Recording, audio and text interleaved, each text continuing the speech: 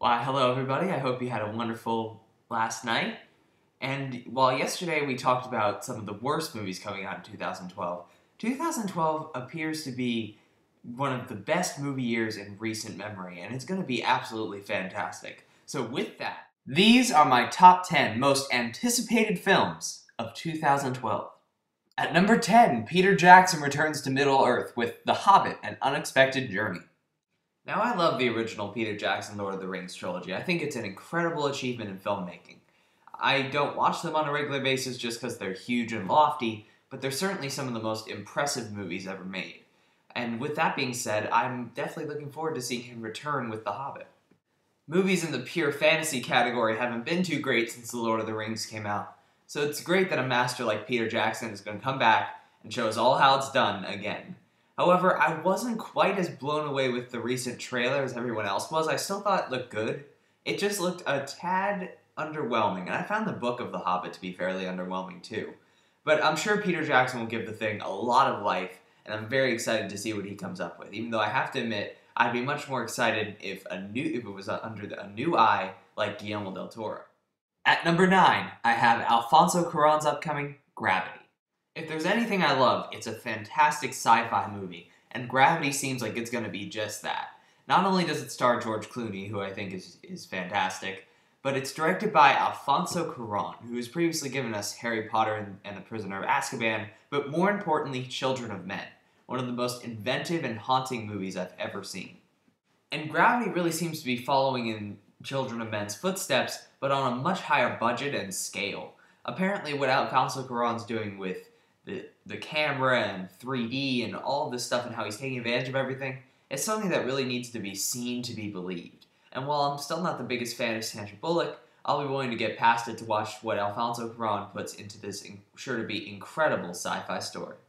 And with its concept of two people being trapped up in space, I feel like this movie will probably end up as perhaps an even better version of Moon. At number 8, The Gangster Squad. Now, this movie's on the list not only because I love a good crime film, and I love everybody in this cast, which includes Ryan Gosling, Sean Penn, Josh Brolin, and the beautiful Emma Stone, but it's being directed by Ruben Fleischer, who previously had a spectacular hit with Zombieland and a spectacular miss with 30 Minutes or Less.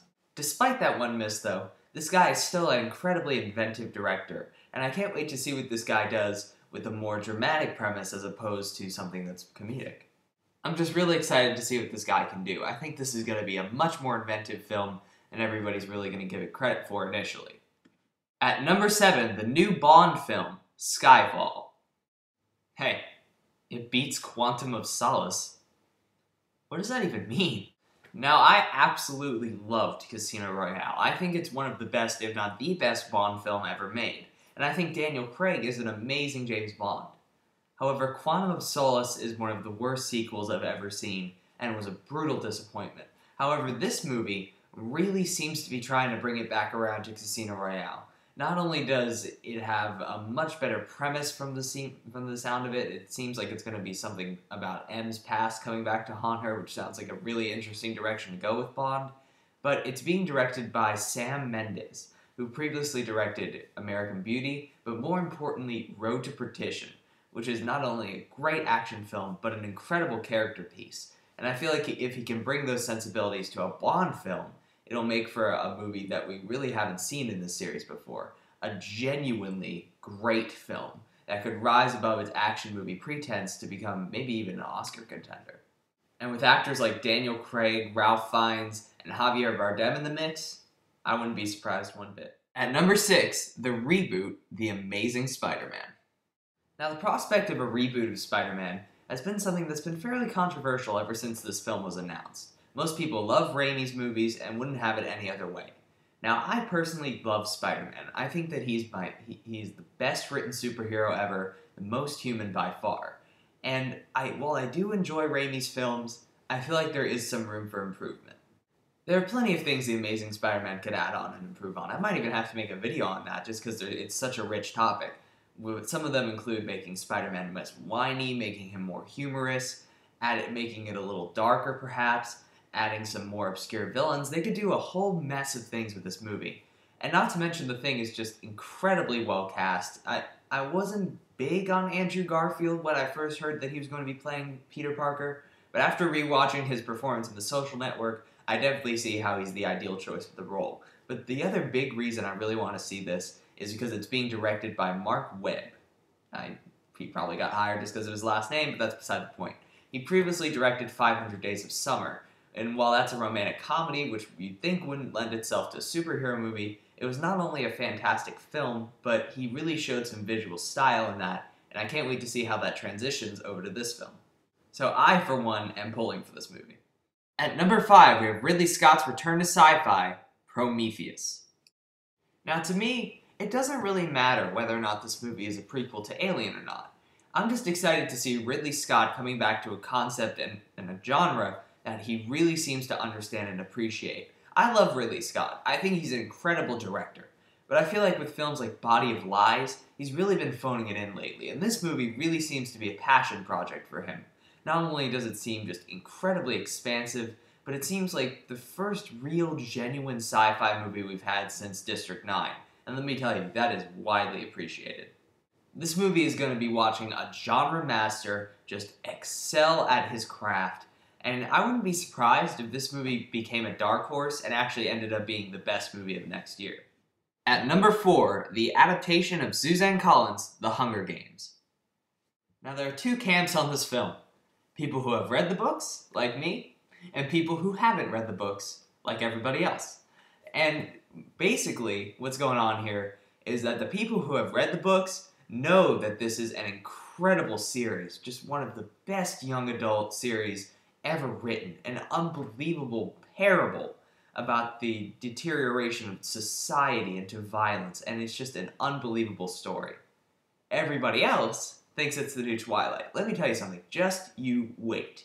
Don't worry about the trailers. I know the trailers, they look good, but I can see where you could get that idea, but just believe me, go see this movie, because if they do this movie right, which they very well could, this could be this series could surpass Harry Potter. This book is one of the best books I've ever read, and I can't wait to see it adapted. It looks very, very faithful thus far, and I'm very excited, to say the least. It looks like, I'm telling you, The Hunger Games, so much potential. And two more things about this movie for the record. The cast is perfect, and second of all, this movie actually made me like a Taylor Swift song. This is going to be a good one. At number 3, we have Quentin Tarantino's Django Unchained. Now, I've been watching a lot of Tarantino's films lately, and I have to say, I've been enjoying every single one of them. And this film seems to directly tackle something he's skirted around for a while, which is racism. And the story centers on a slave rising up against his masters, but that's beside the point. This movie just has an incredible cast. Jamie Foxx, Christoph Waltz, Kurt Russell, Leonardo DiCaprio, all playing completely against type, which is why I'm looking forward to this movie. I can't wait to see these actors expand beyond their comfort zones and act within Tarantino's words and give me an incredible original film.